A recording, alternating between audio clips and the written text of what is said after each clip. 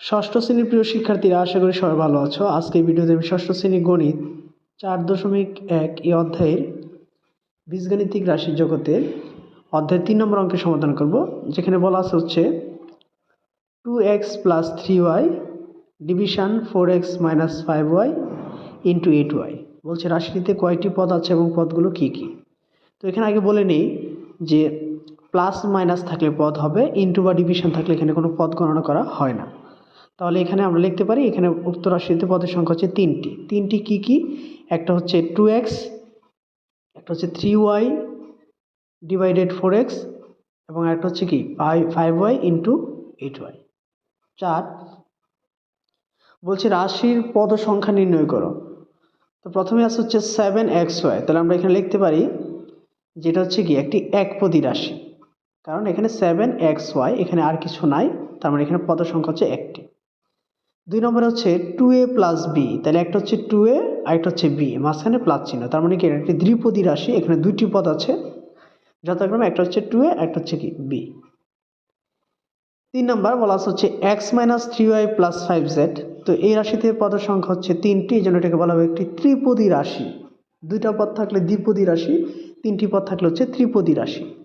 পদের সংখ্যা তিনটি, একটা হচ্ছে x, একটা হচ্ছে 3y, একটা হচ্ছে কি 5z। তো 4 নম্বর লক্ষ্য করব। 4 নম্বর হচ্ছে 5a + 7b into x - 3c divided y। তাহলে এই রাশিতে পদ হচ্ছে তিনটি কেন? কারণ ইন্টু এবং ডিভিশন থাকলে পদ গণনা করা হয় না।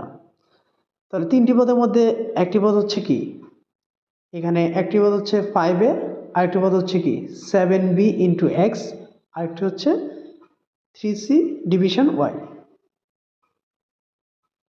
5 নম্বরে যাব। 5 নম্বর হচ্ছে x + 5x into b - 3y division c।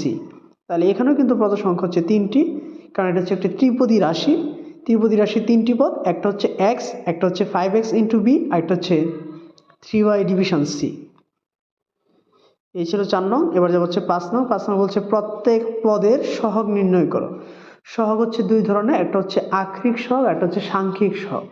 যেটা অক্ষর প্রতীক দিয়ে থাকবে এটা হচ্ছে আক্ষরিক সহগ, যেটা সংখ্যা দ্বারা থাকবে এটা হচ্ছে সাংখ্যিক সহগ। তো 1 নম্বর হচ্ছে 6b, তার মানে এখানে b এর সহগ হচ্ছে 6।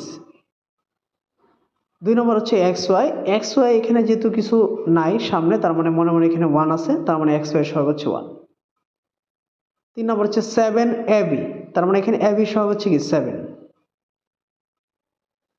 4 নম্বর হচ্ছে 2x + 5ab। তাহলে প্রথমে 2x, তাহলে x এর সাথে 2 আছে, তার মানে x এর সহগ হচ্ছে কি 2। আবার প্লাসে যে 5ab, তার মানে এখানে ab এর সহগ হচ্ছে কত 5। 5 নম্বর বলছে 2x + 8y। 2x, তার মানে এখানে x এর সহগ হচ্ছে 2, আর 8y মানে কি, এখানে y এর সহগ হচ্ছে 8। 6 নম্বর হচ্ছে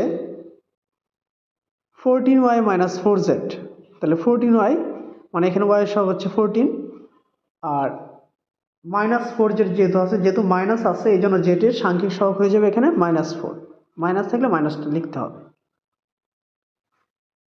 7 নম্বর -½ xyz। তার মানে xyz এর সাংখ্যিক সহগ হবে কি -½ মানে 2/1। এবার হচ্ছে 6 নম্বর হচ্ছে মানে x এর আক্ষরিক সহগ নির্ণয় করো, যেটা অক্ষর প্রতীক দিয়ে থাকবে। তাহলে ax, তার মানে যেহেতু বলছি x এর আক্ষরিক সহগ, তাহলে x এর সাথে a আছে, তার মানে x এর আক্ষরিক সহগ কি হবে a। 2 নম্বর হচ্ছে x + 3। তাহলে এখানে x এর সহগ হচ্ছে a। 3 নম্বর হচ্ছে x + bz। তার মানে এখানে x এর সহগ হচ্ছে কি a। যেহেতু আমি x এর সহগগুলো নির্ণয় করবো, এই জন্য শুধু খালি x এর সাথে যা থাকবে তাই লিখবো। 4 নম্বর হচ্ছে pxy। তাহলে আমরা এখানে লক্ষ্য করি, যদি আমরা এখানে x এর সহগ নির্ণয় করতে চাই, তাহলে x টা শুধু বাদ যাবে, তাহলে থাকবে কি p এবং y। এবার 6 নম্বরে যাব। 6 নম্বর হচ্ছে একটি কলমের দাম x টাকা, একটি বইয়ের দাম y টাকা হলে নিচের রাশিগুলো দ্বারা কি বোঝানো হয়। তাহলে প্রথমে হচ্ছে 3y। 3y হলো কি, 3y হলো হচ্ছে কি তিনটি বইয়ের দাম, যেহেতু y হচ্ছে কি বইয়ের দাম। 2 নম্বর হচ্ছে 7x, তার মানে x হচ্ছে কলমের দাম, তাহলে 7x মানে কি 60টি কলমের দাম। 3 নম্বর হচ্ছে x প্লাস 9y, তাহলে x মানে হচ্ছে এখানে একটি কলম আর 9y মানে কি 9টি বই, তার মানে x প্লাস 9y হচ্ছে একটি কলম ও 9টি বইয়ের দামের সমষ্টি।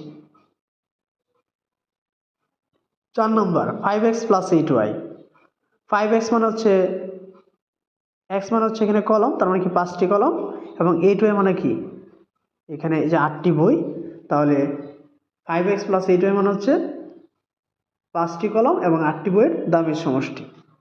এইভাবে লিখতে হবে, পরীক্ষায় আসলে এইভাবেই তোমাকে লিখতে হবে। 5 নম্বর হচ্ছে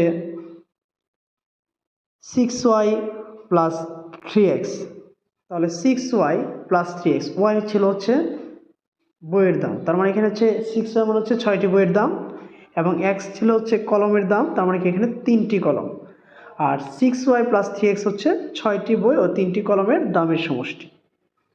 তো এই ছিল হচ্ছে তোমাদের বইয়ের 3, 4, 5, 6 অঙ্কের সমাধান। তো পরবর্তী ভিডিওতে আমি বাকি অঙ্কগুলো সমাধান করব। সে পর্যন্ত সবাই ভালো থাকবে, সুস্থ থাকবে। ধন্যবাদ সবাইকে।